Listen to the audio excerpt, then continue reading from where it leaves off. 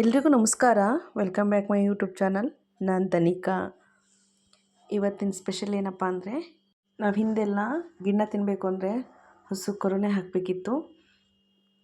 ಇವಾಗ ಆ ಥರ ಅಲ್ಲ, ನಾವು ಪೌಡರ್ ಬಳಸಿ ಕೂಡ ನಾವು ಗಿಣ್ಣು ತಿನ್ಬೋದು. ಅವಾಗ ಯಾರ ಮೇಲಾದರೂ ಒಂದು ಹಸು ಹಾಕಿದ್ರೆ ಸಾಕು, ಗಿಣ್ಣು ತಿನ್ಬೋದು. ಅಥವಾ ಯಾರಾದರೂ ಗಿಣ್ಣು ಹಾಲು ಕೊಟ್ಟರೆ ಸಾಕು, ನಾವು ಅದರಲ್ಲಿ ಮಾಡ್ಕೊಂಡು ತಿಂತಿದ್ವಿ. ಇವಾಗ ಹಾಗಲ್ಲ, ನಾವು ಏನು ಇಷ್ಟಪಡ್ತೀವೋ, ಯಾವಾಗ ತಿನ್ನಬೇಕು ಅನಿಸುತ್ತೋ ಆವಾಗ ಕೂಡ ನಾವು ಮಾಡ್ಕೊಂಡು ತಿನ್ಬೋದು. ಅಷ್ಟು ಟೇಸ್ಟಿಯಾಗಿ ಬರುತ್ತೆ. ಕಾಮಧೇನು ಪೌಡ್ರನ್ನ ಯೂಸ್ ಮಾಡಿ ಹೇಗೆ ಗಿಣ್ಣನ್ನು ಮಾಡ್ಬೋದು ಅಂತ ತೋರಿಸ್ತಿದ್ದೀನಿ. ಮೊದಲಿಲ್ಲಿ ಒಂದು ಅರ್ಧ ಲೀಟ್ರಷ್ಟು ಹಾಲು, ಒಂದು 3 ಅಚ್ಚು ಬೆಲ್ಲ, ಒಂದು 4 ಏಲಕ್ಕಿ ಮತ್ತು ಕಾಮಧೇನು ಗಿಣ್ಣದ ಪೌಡ್ರನ್ನ ತೊಗೊಂಡಿದ್ದೀನಿ. ಅದು 200 ಗ್ರಾಮ್ಸ್ ಬರುತ್ತೆ. ಇವಾಗ ಮೊದಲು ನಾನಿಲ್ಲಿ ಒಂದು 3 ಬೆಲ್ಲನ ಪ್ಲಾಸ್ಟಿಕ್ಕಿಗೆ ಹಾಕ್ಕೊಂಡು ಚೆನ್ನಾಗಿ ಸಣ್ಣದಾಗಿ ನಾನು ಪುಡಿ ಮಾಡ್ಕೊತಿದ್ದೀನಿ. ನೀವು ತುರಿದಾದರೂ ಬೇಕಾದ್ರೆ ಪುಡಿ ಮಾಡ್ಕೊಬೋದು. ಯಾವ ಥರ ಅಂದರೆ ಬೇಕಾದ್ರೆ ನೀವು ಯಾವ ಥರ ಇಷ್ಟ ಆಗುತ್ತೋ ಆ ಥರ ನಾನು ಈ ಥರ ಕುಟ್ಕೋತಿದ್ದೀನಿ. ಸಣ್ಣದಾಗಿ ಈ ಥರ ಮಾಡಿಕೊಂಡ್ರೆ ಬೇಗ ಹಾಲಲ್ಲಿ ಕರಗುತ್ತೆ ಅಂತ ಅಷ್ಟೇ. ನೋಡಿ, ಇಷ್ಟು ಸಣ್ಣದಾಗಿ ಮಾಡ್ಕೊಂಡು ರೆಡಿ ಮಾಡಿ ಇಟ್ಕೊಂಡಿದ್ದೀನಿ ಬೆಲ್ಲನ. ಇವಾಗ ಬೌಲ್ ತಗೊಂಡು ಅದಕ್ಕೆ ಅರ್ಧ ಲೀಟ್ರ್ ಹಾಲಷ್ಟು ನಾನು ಹಾಕ್ತಾಯಿದ್ದೀನಿ. ಇದು ಆ ಪೌಡ್ರಲ್ಲೇ ಆ ಕವರ್ ಇರುತ್ತಲ್ಲ, ಅದರಲ್ಲೇ ಮೆನ್ಷನ್ ಮಾಡಿರ್ತಾರೆ ನೀವು ಎಷ್ಟು ಹಾಲು ಹಾಕ್ಬೋದು, ಎಷ್ಟು ಬೆಲ್ಲನ ಯೂಸ್ ಮಾಡ್ಬೋದು, ಅಥವಾ ಸಕ್ಕರೆ ಎಷ್ಟಾದರೂ ಯೂಸ್ ಮಾಡ್ಬೋದು ಅಂತ ಎಲ್ಲದನ್ನೂ ಕೂಡ ಅಲ್ಲಿ ಮೆನ್ಷನ್ ಮಾಡಿರ್ತಾರೆ.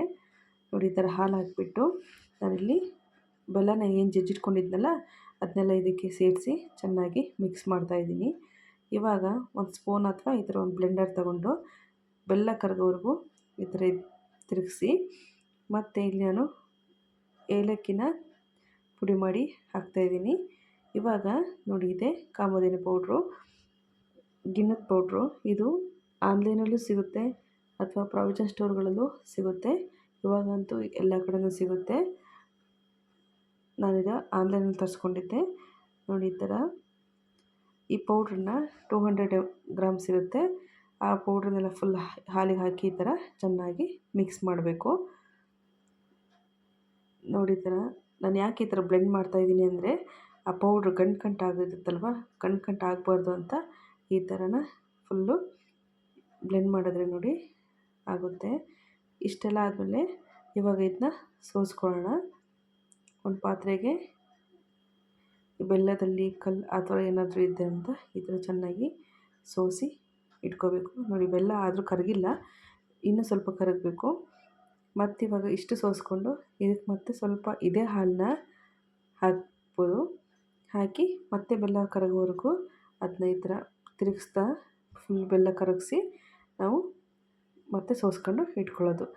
ನೀವು ಇಲ್ಲ ಮತ್ತು ಎಕ್ಸ್ಟ್ರಾ ಹಾಲು ಹಾಕ್ತೀನಿ ಅಂದರೆ ಅದಕ್ಕೆ ಈ ಏನು 200 ml ಗಿಣ್ಣದ ಪೌಡ್ರ್ ಇದೆಯಲ್ಲ, ಅದಕ್ಕೆ ಅರ್ಧ ಲೀಟ್ರ್ ಹಾಲು ಅಷ್ಟೇ ಹಾಕಬೇಕು. ಜಾಸ್ತಿ ಹಾಕಿದ್ರೆ ಗಿಣ್ಣು ಆಗುತ್ತೆ, ಬಟ್ ನೀರು ಥರ ಆಗುತ್ತೆ, ಅಷ್ಟೊಂದು ಚೆನ್ನಾಗಲ್ಲ.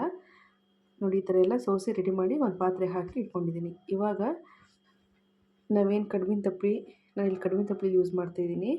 ಅಥವಾ ನಾವು ಇದನ್ನು ಸ್ಟೀಮ್ ಮಾಡೋಕ್ಕೆ ಕುಕ್ಕರಲ್ಲಿ ಸ್ವಲ್ಪ ನೀರು ಹಾಕಿ ಆ ಥರ ನಾವು ಸ್ಟೀಮ್ ಮಾಡ್ಬೋದು. ನಾನಿಲ್ಲಿ ಈ ಥರ ಕಡ್ಬಿನ ತಪ್ಪಲಿನ ಯೂಸ್ ಮಾಡ್ತಾಯಿದ್ದೀನಿ. ಅದಕ್ಕೆ ಒಂದು 2 ಲೋಟದಷ್ಟು ನೀರು ಹಾಕಿಬಿಟ್ಟು ಅದನ್ನ ಕುದಿಯೋಕ್ಕೆ ಇವಾಗ ಇಟ್ಟಿದ್ದೀನಿ. ಅದು ಬಿಸಿಯಾದ ನಂತರ ಇವಾಗ ನಾನು ಏನು ಸೋಸಿಟ್ಕೊಂಡಿದ್ನಲ್ವ ಹಾಲು ಎಲ್ಲ, ಅದನ್ನು ಈ ಥರ ಒಂದು ಪಾತ್ರೆ ಹಾಕಿ ಅದಕ್ಕೂ ಕೂಡ ಅದ್ರ ಮೇಲೆ ಈ ಥರ ಮುಚ್ಚಿ ಈಗ ಕಡ್ಬಿನ ತಪ್ಪಲಿನ ಕ್ಲೋಸ್ ಮಾಡ್ತಾಯಿದ್ದೀನಿ.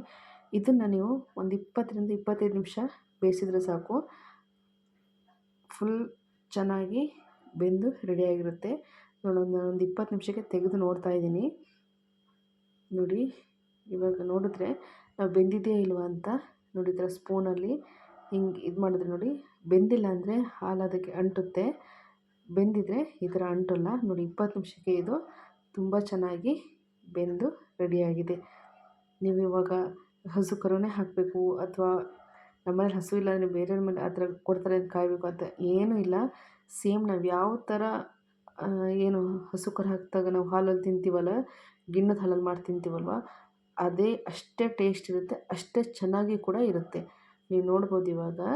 ನೋಡಿ, ಎಷ್ಟು ಚೆನ್ನಾಗಿ ಬಂದಿದೆ ಅಂದರೆ ನಿಜವಾಗ್ಲೂ ನಂಬೋಕೆ ಆಗೋಲ್ಲ. ಇದು ಯಾರೂ ಪೌಡ್ರಲ್ಲಿ ಮಾಡಿದ್ದಾರೆ ಅಂತ ಅನಿಸೋದೇ ಇಲ್ಲ.